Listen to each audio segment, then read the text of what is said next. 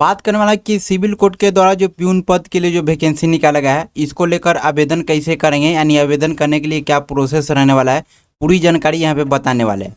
यहाँ पे जैसा कि देख रहे हैं जो वैकेंसी निकाला गया है प्यून और आदेशापाल के लिए निकाला गया, ठीक है। प्यून और आदेशापाल पद के लिए यहाँ पे रहने वाला है। वेतनमान आपको देखने को मिलेगा और यहाँ पे योग्यता, यानी इस पद के लिए आवेदन करने के लिए आपके पास योग्यता का होना चाहिए। यहाँ पर योग्यता को लेकर यहाँ पे बताया गया है। यहाँ पे नीचे आएंगे तो योग्यता में 10वीं पास या समकक्ष यहाँ पे उत्तीर्ण है तो यहाँ पे अप्लाई कर सकते हैं। उसके बाद यहाँ पर देखेंगे भर्ती का तरीका बताया, यानी जो चयन किया जाएगा किस प्रकार से किया जाएगा, तो स्क्रीनिंग टेस्ट होगा एवं इंटरव्यू आपका लिया जाएगा। चलिए यहाँ पे डायरेक्टली बात कर लेते हैं कि इसमें आवेदन कैसे करेंगे। यहाँ पर देंगे तो आपका फॉर्म दिया गया है। इसी फॉर्म को भरकर आपको स्पीड पोस्ट या निबंधन डाक के माध्यम से भेज देना है। कहाँ भेजना है, ये फॉर्म कहाँ से डाउनलोड करेंगे, तो पूरी जानकारी इस वीडियो में बताने वाले हैं। जब तक मेरे चैनल बना रहे, अगर चैनल पर हैं तो चैनल को सब्सक्राइब करके रखें और इस वीडियो को शेयर भी कर दीजिए दोस्तों के साथ में, कि और लोग भी जानकारी हो सके और इस पद के लिए आवेदन कर सके। यहाँ पे देखिए जो आवेदन पत्र दिया गया है प्रारूप का, ठीक है। इसमें है ना सबसे पहले को पद का नाम यहाँ पे पूछा जा रहा है, तो पद का नाम बताएंगे। तो जो ऊपर में वैकेंसी बताएं यानी पद का नाम बताएं, वो पद का नाम आपको लिख देना है। यहाँ पे अपना नाम लिखेंगे, ठीक है। यहाँ पे नाम लिखना होगा। यहाँ पर देखें तो नाम जो लिखेंगे ना हिंदी में लिखेंगे और यहाँ पे इंग्लिश में लिखेंगे। इंग्लिश में लिखेंगे जब भी यहाँ पे कैपिटल लेटर में लिखना। जैसे फॉर एग्जाम्पल नाम है अमन, ठीक है, तो यहाँ पर अमन इस प्रकार से यानी कैपिटल लेटर में आपको एंट्री कर देना है, ठीक है। यहाँ पे पिता पति का नाम लिखेंगे। जन्म तिथि आपको बता देना, जन्म तिथि क्या है। उसके बाद प्रमाण पत्र की स्वप्रमाणित की प्रति आपको संलग्न करना होगा, ठीक है। उसके बाद लिखा है कि 1/8/2025 को आवेदक की आयु कितना है, इतना के अकॉर्डिंग आपका जन्म तिथि कितना हो रहा है, उसके अकॉर्डिंग आपको दिन निकाल कर आपको बता देना है।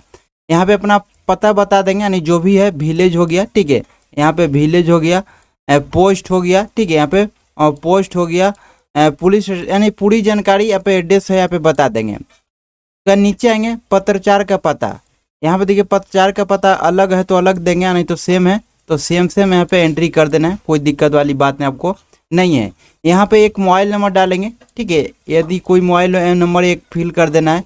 ईमेल आईडी आपको डाल देना है, ठीक है। तो सही से ईमेल आईडी या मोबाइल नंबर डालिएगा, क्योंकि कुछ अपडेट आता है तो आपको मोबाइल के एसएमएस के थ्रू नहीं तो ईमेल के माध्यम से भी अपडेट कर दिया जाता है।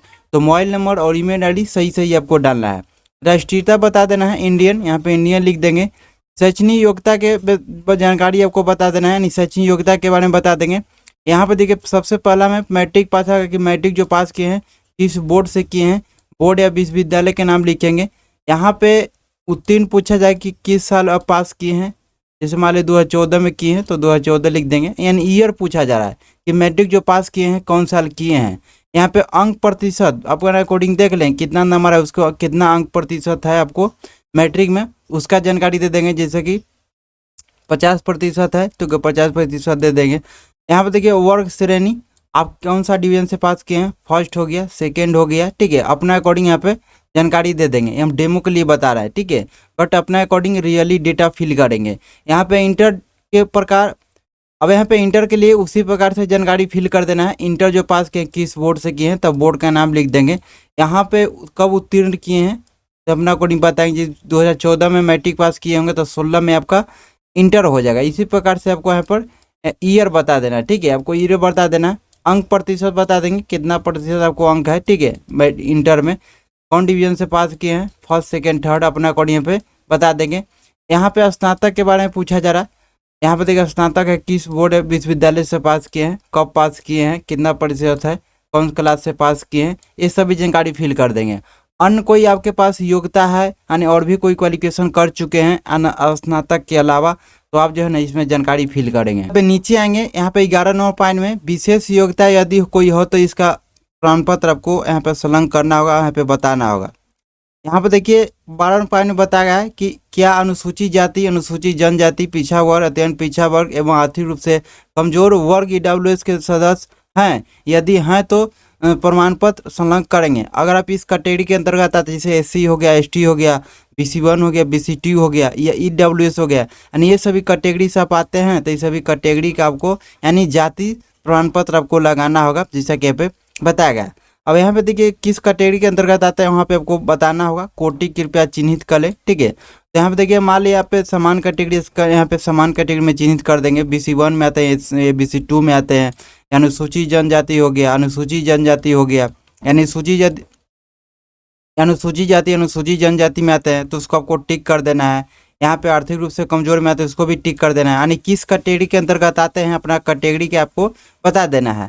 यहाँ पे लिखिए लिंग बताना है, मेल फीमेल अपना अकॉर्डिंग यहाँ पे लिंग बता देंगे, ठीक है, जो भी यहाँ पे बता देंगे। विकलांग के बारे में पूछा है तो विकलांग हैं तो यहाँ पे हाँ करेंगे, और नहीं हो तो यहाँ पे नो वाला में टिक कर देना है, ठीक है।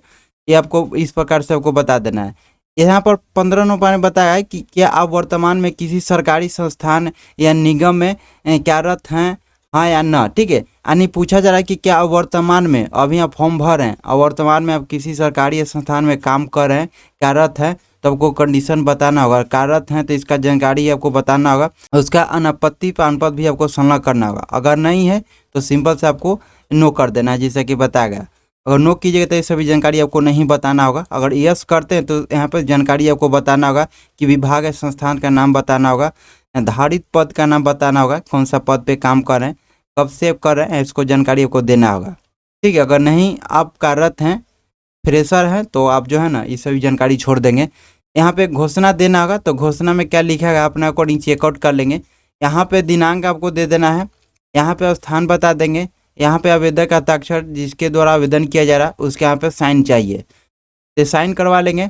यहाँ पे नीचे आएंगे और एक आपका प्रवेश पत्र दिया गया है, यानी एडमिट कार्ड भी आपको जारी कर देगा यहाँ पे, ठीक है। लेकिन यहाँ पे डेट और संस्थान आपको मेंशन नहीं करना है, आपको विभाग के द्वारा आपको मेंशन किया जाएगा, तो इसको भी आपको भर लेना है।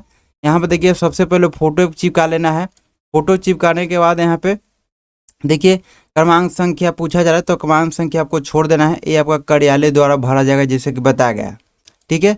यहाँ पे देखिए आवेदक का नाम, अपना नाम लिख देंगे, अच्छा से लिखना है, पिता पति का नाम लिखेंगे, अपना एड्रेस बता देंगे, जो भी आपका एड्रेस बता देंगे, क्योंकि उसी एड्रेस पे ये जो एडमिट कार्ड है आपको फिर से लिफाफा में करके ऊपर से भेज दिया जाएगा। यानी आपको एडमिट कार्ड जो है ना फिर से लिफाफा में आपको यानी आपको पोस्ट ऑफिस के द्वारा भेजा जाएगा जैसा कि बताया। तो आप है ना एड्रेस अपना सही सही फिल कर देंगे।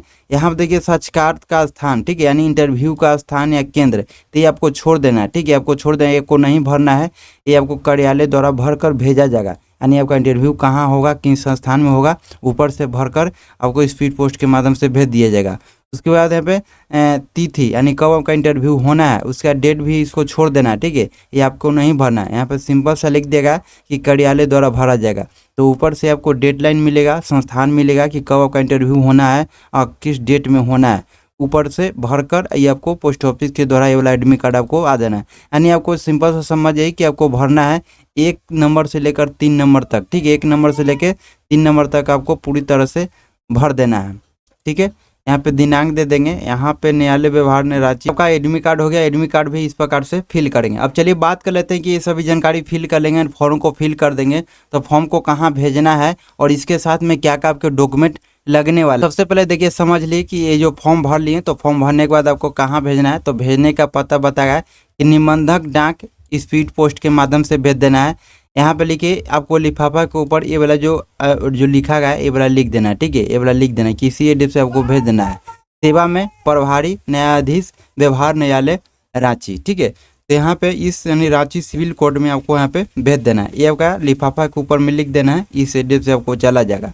चलिए हम बात कर लेते हैं कि यहाँ पे आपको डॉक्यूमेंट क्या क्या आपको लगने वाला है। यहाँ पर देखिए 8 नंबर पॉइंट में लिखा गया है कि अपनी उम्र, शैक्षणिक तथा वांछिक योग्यता से संबंधित प्रमाण पत्र की सभी प्रमाणित प्रति एवं आरक्षित वर्ग के आवेदक आरक्षण से संबंधित प्रमाण पत्र की सभी प्रमाणित प्रति आवेदन के साथ अवश्य संलग्न करेंगे। तो जो आपको फॉर्म भरे हैं वो फॉर्म के साथ में ये सभी डॉक्यूमेंट अपलोड को अटैच कर देना है। क्या क्या पे डॉक्यूमेंट अटैच करेंगे, तो उम्र के संबंधित तो मैट्रिक के मार्कशीट आपका हो जाएगा, सर्टिफिकेट हो जाएगा, उस पर आपको जन्म तिथि रहता है।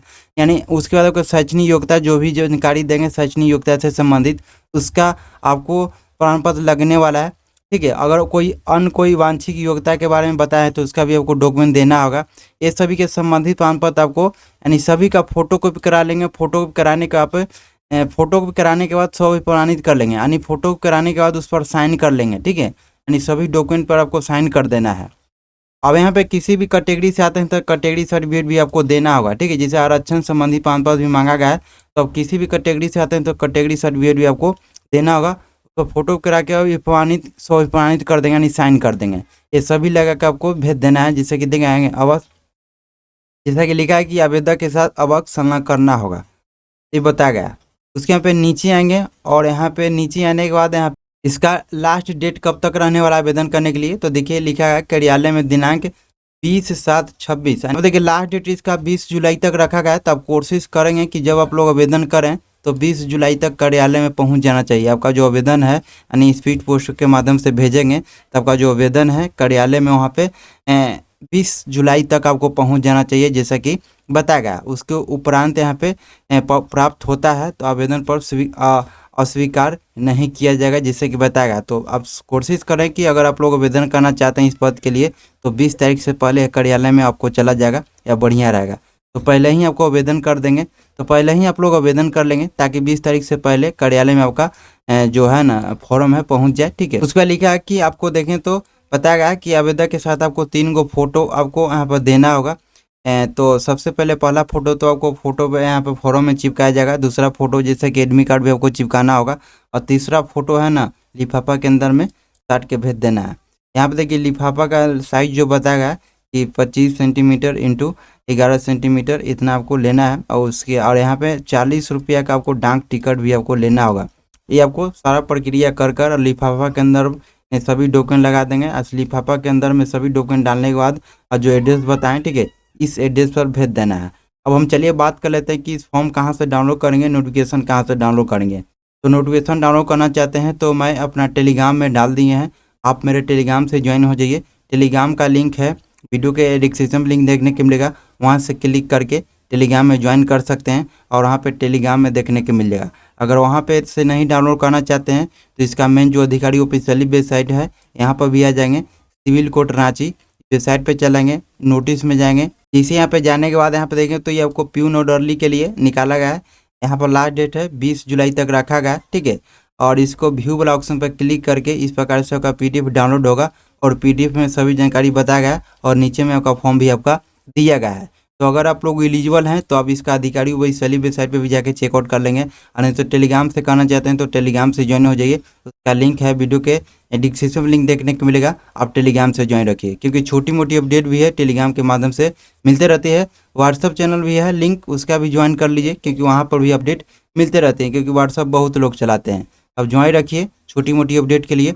और बाकी इस पद के लिए आप लोग एलिजिबल हैं तो आवेदन कर सकते हैं। इसका लास्ट डेट है 20 जुलाई तक रखा गया है।